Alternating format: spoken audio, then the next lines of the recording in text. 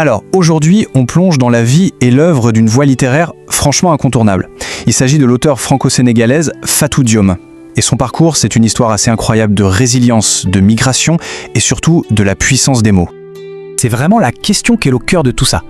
Comment est-ce qu'on passe des traditions d'un petit village de pêcheurs aux grandes scènes littéraires de Paris et de Strasbourg? Son histoire, c'est une transformation radicale qu'on va essayer de décortiquer.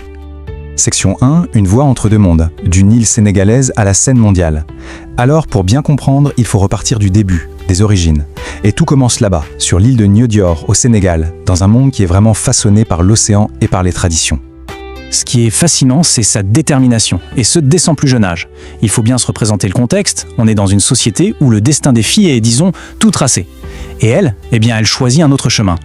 C'est simple, elle allait à l'école en cachette. Imaginez un peu, c'est un véritable acte de rébellion silencieuse qui en fait va définir toute sa vie.